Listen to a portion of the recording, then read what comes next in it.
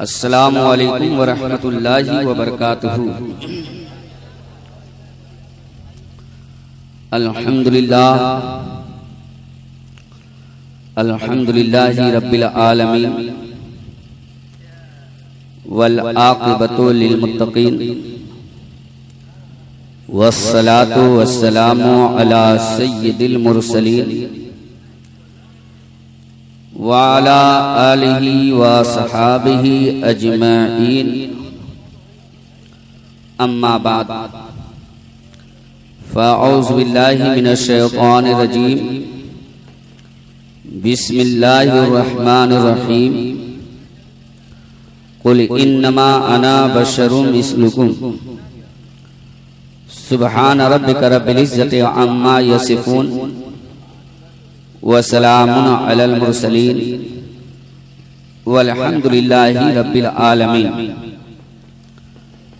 आइए सबसे पहले हम और आप सारी कायनात के मरकज़ी अक़ीदत मुस्तफ़ा जाने रहमत शम्ए बज़्मे हिदायत जनाब मोहम्मद रसूलुल्लाह सल्लल्लाहु ताला अलैहि वालैहि वसल्लम की मुक़द्दस बारगाह में दुरूद व सलाम का दिया पेश कर लें और पढ़ें अल्लाहुम्मा सल्ली अला सय्यदना व मौलाना मुहम्मद माअदिनिल जुद वल करम मंबिल इल्म वल हिल्म वल हिकम व अला आलिहि व बारिक व सल्लिम सलातु व सलाम अलैका या रसूल अल्लाह सल्लल्लाहु ताला अलैहि वालैहि वसल्लम। हज़रात ग्रामी, हमा हमी का जो माहौल है इसके अंदर सुकूत तारीख करें। बस थोड़ी देर खामोशी के साथ मेरी तकरीर आप सुने, इसलिए कि अगर आप खामोशी बर्पा नहीं करेंगे और गौर से तकरीर नहीं सुनेंगे तो मेरी तकरीर आपके पल्ले नहीं पड़ेगी। सैयदी सरकार आला हजरत अजीमुल बरकत मुजद्दिदे दीन व मिल्लत इमाम अहमद रजा खान फाजिल बरेलवी अलैहि रहमत व रिज़वान इरशाद फरमाते हैं, अल्लाह की सरताब कदम शान है ये, अल्लाह की सरताब कदम शान है ये, इंसान नहीं इंसान वो इंसान है ये। अल्लाह की सरताब कदम शान है ये, इंसान नहीं इंसान वो इंसान है ये। कुरान तो ईमान बताता है इन्हें, कुरान तो ईमान बताता है इन्हें, ईमान ये कहता है मेरी जान है ये, ईमान ये कहता है मेरी जान है ये। और धोखे में आ न जाए कहीं फिक्रो आगाही, धोखे में आ न जाए कहीं फिक्रो आगाही, आकाए कायनात लिबासे बशर में है। हजरात ग्रामी, कुरान ने मुस्तफ़ा जाने आलम सल्लल्लाहु ताला अलैहि वालैहि वसल्लम की बशरियत के सिलसिले में हमें क्या मौक़िफ़ अता फरमाया। हम मुस्तफ़ा जाने आलम सल्लल्लाहु ताला अलैहि वालैहि वसल्लम की बशरियत को कैसे जाने और कैसे उनकी बारगाह में खराज अकीदत और खराज मोहब्बत पेश करें, जबकि कुरान ने तो इरशाद फरमाया है, कुल इन्नमा अना बशरुम मिस्लुकुम, यानी ऐ महबूब आप फरमा दीजिए, ऐ लोगों मैं तुम्हारे ही तरह बशर हूँ। मुस्तफ़ा जाने आलम सल्लल्लाहु ताला अलैहि वालैहि वसल्लम की मुक़द्दस ज़बान से जब हमने ये सुना कि वो हमारे ही तरह बशर हैं तो हम पर एक अजीब कशमकश का आलम तारी हुआ। एक तरफ हम सुनते हैं कि नबी नूर हैं और दूसरी तरफ से आवाज आ रही है कि वो हमारे ही तरह बशर हैं। नबी की जात हर जगह मौज़ूए बहस बनी हुई है, कोई एक राय पर मुत्तफिक नहीं। ऐसी सूरत में आइए हम कुरान से पूछें। कुरान ही एक ऐसी किताब है जो हमें तारीकियों से निकाल कर रोशनी मिलाती है। कुरान ही एक ऐसा आईना है जिसमें रूह मुस्तफा की सही झलक दिखाई देती है। और सच्ची बात तो यह है कि नबी, बाबू आगे देखो, नबी अपने किताब ही के जरिए जाना और पहचाना जाता है। मुस्तफा जाने आलम सल्लल्लाहु ताला अलैहि वसल्लम अपने परवरदिगार की बारगाह से हुस्न के पैकर बनकर तशरीफ लाए थे। और आप जानते हो कि जब भी अपने महबूब की, जब दुनिया वालों के सामने आप अपने महबूब को पेश करते हैं तो पुरकशिश अंदाज में पेश करते हैं। तो आओ देखें कि अल्लाह तबारक व तआला ने अपने महबूब को दुनिया वालों के सामने किस अंदाज से पेश किया है। ऐ परवरदिगार आलम, जहां कहीं भी तूने नबी के बारे में आगाही दी, न्यायते ही वजाहत के साथ तूने नबी की जात को पेश किया है, लेकिन कहीं भी तूने अपने तौर पर नबी को बशर नहीं कहा। अगर जरूरत पेश आई तो तूने नबी ही से कहलवाया कि वो बशर है। अगर तू अपने तौर पर ये ऐलान फरमा देता कि नबी बशर है तो सारा झगड़ा ही खत्म हो जाता, सारे इख्तिलाफात दूर हो जाते। इसलिए कि नबी के बारे में तूने जो कुछ कहा कौम उससे मुत्तफिक है, किसी को कोई इख्तिलाफ नहीं है। हर मर्तबे फिक्र के मानने वाले तेरी बात को तस्लीम करते हैं। तूने नबी को यासीन कहा, तमाम आलमी इस्लाम नबी को यासीन कह रहा है। तूने नबी को ताहा कहा, नबी के ताहा होने में सभी मुत्तफिक हैं। तूने नबी को सिराजम मुनीरा कहा, किसी को इससे इख्तिलाफ नहीं है। लेकिन नबी की बशरियत ये एक ऐसा मौजू है जहां से इख्तिलाफात शुरू हो जाते हैं। ऐ परवरदिगार आलम, तू ही बता कि हम तेरे नबी की बशरियत को कैसे तस्लीम करें, उनकी आदमियत को कैसे जाने, उनकी इंसानियत के बारे में कौन सा मौक़िफ़ इख्तियार करें। मुस्तफा जाने आलम सल्लल्लाहु ताला अलैहि वसल्लम मक्का में कदम रंजा हुए थे। आमीना के गोद में कायनात का मालिक मुख्तार तशरीफ लाया था। दुआए खलील मुस्तजाब हुई थी। आदम की आदमियत एक पैकर में ढल गई थी। ऐ परवरदिगार आलम, हम जब भी अपने महबूब की तारीफ या तारुफ पेश करते हैं, अपनी तमाम एनर्जियां, सारी सलाहियतें, तमाम जोरो कलम उसे खूब से खूब तर साबित करने में सर्फ कर डालते हैं। ऐ परवरदिगार आलम, हम जानना चाहते हैं आखिर तूने किस अंदाज से अपने महबूब की तस्वीर कशी की है।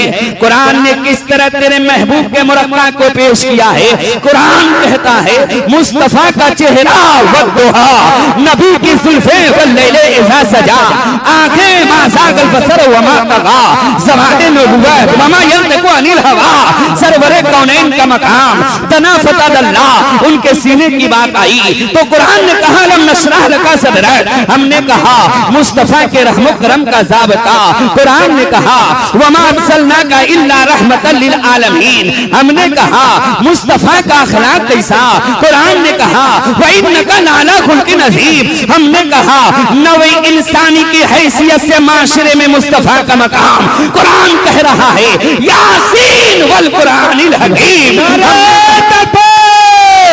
नारे रिसालत मतलब के आला हजरत मुस्तफा का जमाने में तशरीफ लाना व नज़्मे इला हवा, हमने कहा मुस्तफा के दस्ते नाज कैसे। कुरान ने कहा यदुल्लाहि फौका ऐदिहिम, हमने कहा ज़ाते मुस्तफी की हकीकत। कुरान ने कहा कज्जाकुम मिनल्लाहि नूर, हमने कहा मुस्तफा के कदमे नाज का मकामे रिफात। कुरान कह रहा है ला उक़सिमु बिहाज़ल बलद व अंता हिल्लुम बिहाज़ल बलद, ताई कुरान ने खा के गुजर की कसम उसको से बाकी सुभान अल्लाह सुभान अल्लाह सुभान अल्लाह। हज़रात इकराम, मैंने जो ये सारी बातें कही क्या इससे किसी को इख्तिलाफ है? किसी को नहीं। मैं तो कहता हूं ऐ परवरदिगार आलम, तेरा हर फरमान मुसलमान कहलाने वाले इंसान के लिए सनद है। अगर तू एक मर्तबा नबी को बशर कह दिया होता तो जिस तरह नबी के यासीन होने पर लोगों का इत्तेफाक है, नबी के तहा होने में जिस तरह लोग मुत्तफिक हैं, नबी के बशर होने में भी लोगों का इत्तेफाक हो जाता। ऐ परवरदिगार आलम, जब तू नूर कह सकता है तो बशर भी कह सकता था, मगर क्या बात है, तूने नूर कहा बशर नहीं कहा, यासीन कहा बशर नहीं कहा, ताहा कहा बशर नहीं कहा, सिराजम मुनीरा कहा बशर नहीं कहा, रहमतुल लिल आलमीन कहा बशर नहीं कहा, आखिर तूने अपने प्यारे महबूब को बशर क्यों नहीं कहा, ज़बाने नबुवत ही से क्यों कहलवाया? तो प्यारे एक बात ज़हन में रखो, देखो शख्सियतों का तारुफ हमेशा तीन तरीके से हुआ करती है, या तो शख्सियत खुद अपना तारुफ कराती है, या फिर उससे छोटा उसका तारुफ कराता है, या फिर उससे बड़ा उसका तारुफ कराता है। छोटा जब तारुफ कराता है तो मुबालगा से काम लेता है, बड़ा जब तारुफ कराता है तो सिर्फ खूबियों को ही शुमार कराता है और कमजोरियों की तरफ से सरफे नजर कर लेता है। और अगर शख्सियत खुद अपना तारुफ कराती है तो तवाज़ु और खाकसारी की बुनियाद पर अपनी काबिलियतों को जाहिर नहीं करती, उस पर पर्दा डाल देती है। इसलिए किसी भी शख्सियत का असली रूप, सही चेहरा मोहरा हम उसी वक्त जान सकते हैं कि जब के तारुफ कराने वाला मुबालगा से भी काम न ले, तारुफ कराने वाला शख्सियतों की बुनियाद पर तस्वीर का गलत रूप भी पेश न करे, तारुफ कराने वाला तमाशे और खाकसारी की बुनियाद पर अपनी काबिलियतों को जाहिर करने में बुखले भी पेश न करे। सरवरे कायनात से जमाना ने पूछा, आपके चाहने वाले तो आपको सरवरे कायनात कहते हैं। ऐ मुस्तफा, आप ये बताओ आखिर आप हो कौन? आप रऊफ हो, रहीम हो, करीम हो, रहमत हो? ऐ मुस्तफा सच बता दो, आप क्या हो? सरवर का हूं के मालिक मौला का हो तुझे, पाके खलील का गुले सेवा का हो तुझे, लेकिन रज़ा ने खत्म सुखन इसमें कर दिया, खालिक का बंदा खलके का आका। नारे तकबीर, नारे रिसालत, मसलक आला हजरत, नारे ज़माने के इस इस्तफसार पर के ऐ मुस्तफा आप कौन हैं? सरवरे कायनात ने फरमाया वो तुम्हारे ही तरह बशर हैं, तुम्हारे ही तरह इंसान हैं। तो इंसान ही की तरह प्यारे मुझे सच सच बताओ, क्या रसूल के इस जवाब से तुम्हें तशफ़ी हो गई? क्या तुम मुतमईन हो गए? क्या तुम उन उंगली को अपनी जैसी उंगली कहने के लिए तैयार हो जो चांद की तरफ इशारा कर दे तो चांद दे दो टुकड़ा हो जाए? क्या तुम उन आंखें को अपनी जैसी आंख कहने की हिम्मत और जुर्रत रखते हो जो डूबे हुए सूरज की तरफ इशारा कर दे तो डूबा हुआ सूरज पलट आए? क्या तुम उन कदमे नाज को अपने जैसा कदमे नाज कहने की हिम्मत रखते हो जब पत्थर पर पड़ जाए तो पत्थर मोम बनकर पिघल जाए और उस कफे पाक को अपने सीने पर उतार ले? मुस्तफा जाने आलम सल्लल्लाहु ताला अलैहि वसल्लम की हकीकत और कोहना को मालूम करने के लिए हमने आलम इंसानियत का सुराग लगाना शुरू किया। सुराग कभी इल्म के जरिया लगाया जाता है, कभी इसके लिए आदमी को अपना अक्ल का रहनुमा बनाना पड़ता है, कभी इसके लिए इश्क के जुनून वादी में खुद कर हाथ और मानना पड़ता है। छोटा जब तारुफ कराता है तो मुबालगा से काम लेता है, बड़ा जब तारुफ कराता है तो मसलहत से काम लेता है, और अगर शख्सियत खुद अपना तारुफ कराती है तो मकाम छूट जाता है। लेकिन हाँ प्यारे, इतनी बात तो जरूर है, अगर बड़ा किसी छोटे के बारे में कहता है तो उसका ये कहना सनद बन जाया करता है, कौम उस पर यकीन और एतमाद की बुनियादें कायम कर लेती है। इसलिए बड़े की जिम्मेदारी है कि बहुत मोहतात होकर गुफ्तगू करे तो अल्लाह सबसे बड़ा है, हर ऐबो नज़्र से भी पाक है। तो आइए हम खुदा ही से पूछ लेते हैं, इसलिए कि हम उसके बारे में ये तसव्वुर भी नहीं कर सकते कि उसने अगर किसी का तारुफ कराया हो या तारीफ की हो तो मुबालगा अराई से काम लिया होगा, किस बयानी से काम लिया होगा। तो आइए हम खुदा ही से पूछ लेते हैं, ऐ खुदा तू ही बता दे कि मुस्तफा क्या है, और लगे हाथ ये भी बता दे तूने बहुत कुछ मुस्तफा को कहा है, एक से एक खिताब से नवाजा है, एक से एक लक़ब से नवाजा है, बहुत कुछ तूने मुस्तफा को कहा, लेकिन तूने मुस्तफा को बशर नहीं कहा। आखिर तूने प्यारे नबी को बशर क्यों नहीं कहा? अगर कोशे हकीकत नयूश है तो अर्श के बुलंदियों से उतरने वाली आवाज समाअत फरमाइए, ऐ लोगों हम मुस्तफा से बड़े हैं, इसलिए हमारी हर बात मुस्तफा के लिए और सारी कायनात के लिए सनद है। हमने नबी को रहमतुल लिल आलमीन कहा ताकि ये सनद बन जाए, हमने उन्हें हामिले खुल्के अजीम कहा ताकि ये सनद बन जाए, हमने उन्हें साहिबे लुत्फ़े अमीन कहा ताकि ये सनद बन जाए। हमने नबी को यासीन व ताहा कहा ताकि ये सनद बन जाए। अगर हम नबी को बशर कह देते तो उनकी बशरियत भी मुस्तनद हो जाती। और आप जानते हो प्यारे, बशर भूल चूक खता और निस्यान से मुरक्कब वजूद का नाम है। बशर झूठ बोलने का भी रिकॉर्ड काम करता है, सच बोलने में भी इनफरादियत पैदा कर लेता है। कभी आगे बढ़ता है, कभी पीछे घुसकता है, कभी ऊपर चढ़ता है, कभी नीचे उतरता है। बशर इल्म का मालिक होता है, बशर इल्म से बेखबर होता है, बशर अक्ल रखने वाला होता है, बशर अक्ल से बेबहरा होता है। ये बशर है जो प्यारे, ये बशर है जो अच्छाइयां करने पर आता है तो फरिश्ते उस पर रश्क करने लगते हैं, और जब बुराइयां करने पर आता है तो शैतान को पीछे छोड़ जाता है। यही बशर है प्यारे जो चांद जैसे आंखें लड़ाता हुआ नजर आता है, कभी सूरज की किरणों को मुसक्कर करने की बातें करता है, कभी सितारों पर कमंडे डालता है, कभी खलाओं में प्रवास करता है, कभी समुद्र के कलेजे को मसलता हुआ चलता है। लेकिन यही बशर है प्यारे, जब अपनी बुलंदी से जरा नीचे घुसकता है तो वो तमाम चीजें जो उसकी चाकरी और खिदमत गुजारी के लिए पैदा की गई थी उन सबको ये अपना खुदा बनाने से बास नहीं आता है। यहाँ तक के कीड़े मकोड़े को अपना खुदा बना लेता है, सांप बिच्छू को अपना खुदा बना लेता है, कभी सूरज को पूछता है, कभी चांद को पूछता है, कभी दरिया के आगे अपनी गर्दन को खम्ल कर देता है, अलगर से कभी आग को पूछता है तो कभी पानी को पूछता है। मेरे मिल्लत के नौजवानों, लेकिन यही बशर जब खैर की तरफ माइल होता है तो सिद्दीक़ अकबर बनता है, फारूक आज़म बनता है, उस्मान गनी बनता है, हैदर कर्रार बनता है, हसन मुज्तबा बनता है, शहीद आज़म बनता है। यही बशर गौसे आज़म बनता है, ख्वाजा गरीब नवाज बनता है, आला हज़रत बनता है, मुफ्ती आज़म बनता है, मुजाहिद मिल्लत बनता है, हाफिज मिल्लत बनता है। और जब शर माइल होता है, इस पर शैतानियत गालिब होती है तो नमरूद बनता है, शद्दाद बनता है, अमान बनता है, अबू जहल बनता है, अबू लहब बनता है, यजीद बनता है, इब्न ज़ियाद बनता है। तो प्यारे मुस्तफा जाने आलम सल्लल्लाहु ताला अलैहि वसल्लम की बशरियत को किस हैसियत से देखा जाए। इसलिए मैं कहता हूँ सारी बातें को छोड़ो, खुदा ने जो फरमा दिया है वो हमारे लिए सनद है। धोखे में आना जाए कहीं फिक्र आगाही, आकाए कायनात लिबास बशर में है। आओ जरा उस माहौल का भी जायजा ले जब अल्लाह के प्यारे रसूल ने अपनी बशरियत का ऐलान फरमाया था, जब अल्लाह के प्यारे हबीब ने कुल इन्नमा अना बशरुम मिस्लुकुम का ऐलान फरमाया था। प्यारे याद रखो, देखो नबी पर एक दौर ऐसा भी गुजरा था जब उनके सामने दौलत हाथ बांधे हुए आई थी, जब उनके गले के हार बनने के लिए औरत को तैयार किया गया था, जब उनके सामने हुकूमत पेश की गई थी।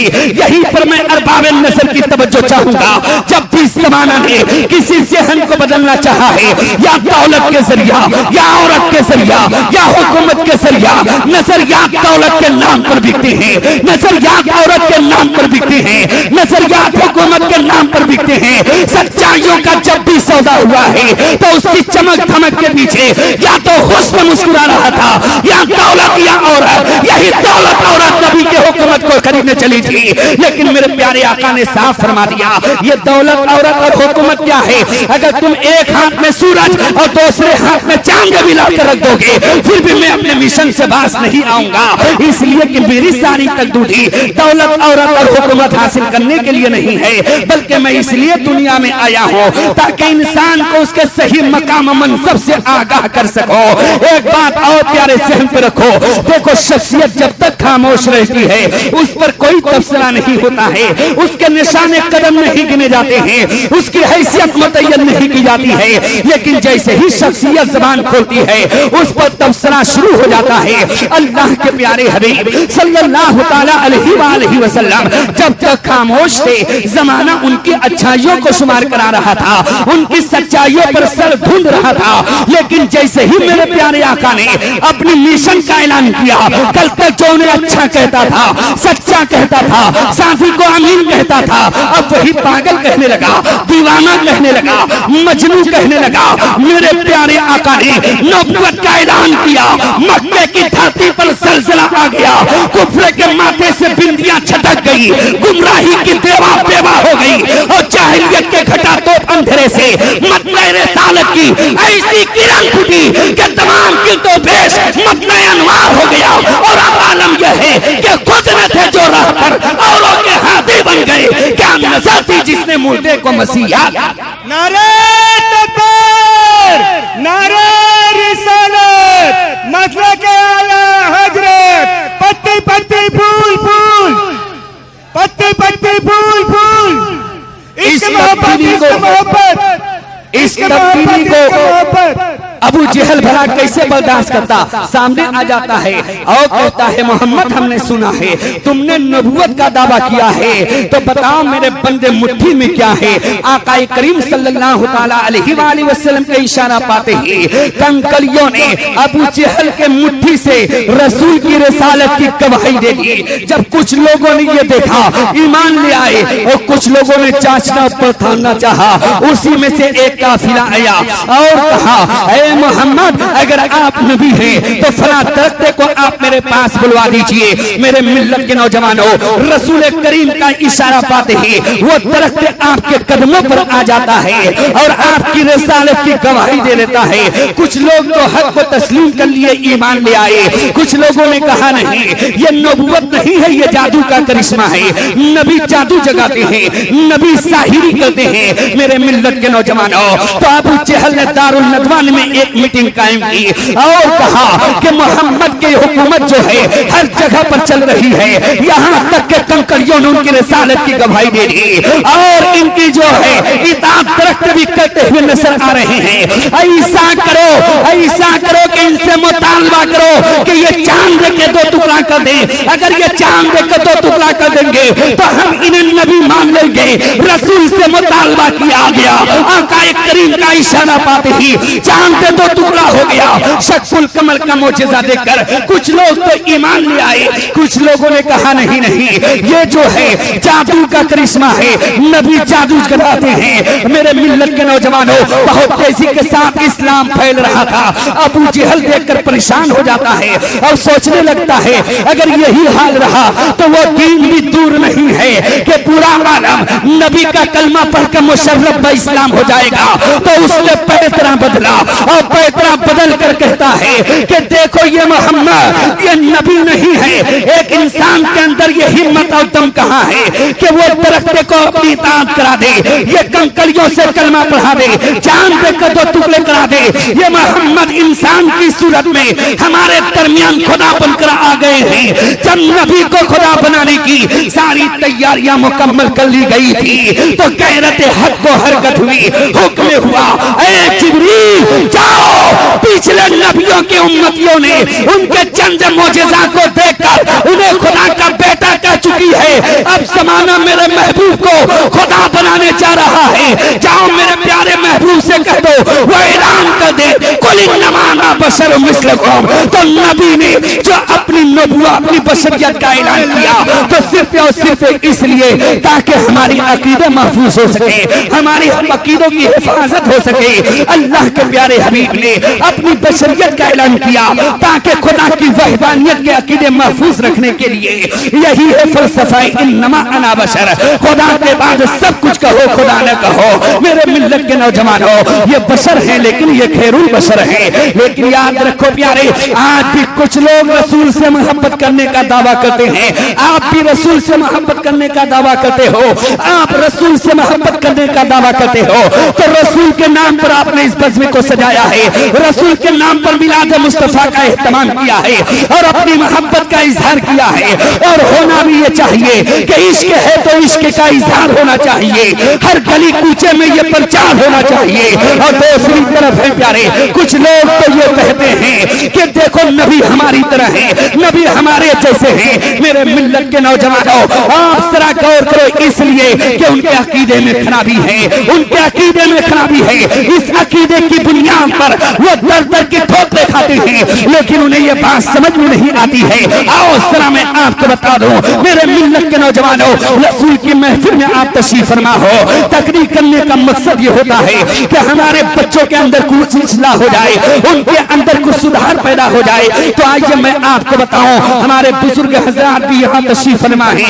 ये अपने बच्चों को जो तरबियत जिस अंदाज से देते हैं, इसका मामला यह है कि बेटा फरमाइश करता है मोबाइल का, उसके हाथ में मोबाइल दे दिया जाता है।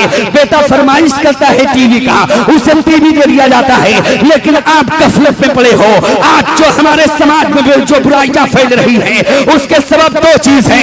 एक का नाम है मोबाइल, एक का नाम है टीवी। ये टीवी और मोबाइल हमारे समाज को बर्बाद करते हुए चले जा रहे हैं, हमारे समाज को बिगाड़ते हुए चले जा रहे हैं। लिहाजा मेरे बुजुर्गों, अगर आप ये चाहते हो कि हमारे घर का माहौल साजगार रहे, हमारे घर में दीनी माहौल बना रहे, तो आप अपने घर के बच्चों के हाथ में मोबाइल न दो, अपने बच्चों को टीवी न दिखाओ, वरना नतीजा ये निकलता है कि अभी चंद साल पहले की बात है, मैंने देखा भद्रक स्टेशन के करीब एक छोटा सा लड़का है, अपने बाप से बासित है कि मैं तेरे नाम का जो है बाल झड़ बनवाऊंगा। मेरे मिल्लत के नौजवानों, मैंने कहा ये क्या मतलब? कहने लगे उसके बाप, मौलाना जानते नहीं हो, तेरे नाम का एक फिल्म निकला है, मेरा बेटा फिल्म देखकर वही बाल बनवाना चाह रहा है, उसी तरह लिबास पहनना चाह रहा है, वही जूता पहनना चाह रहा है। मेरे मिल्लत के नौजवानों, मैं आपको यह बताना चाहता हूँ, आपने अपने बच्चों को टीवी दिखाया है कि वो तेरे नाम का लिबास अपना रहा है, तेरे नाम का जूता अपना रहा है,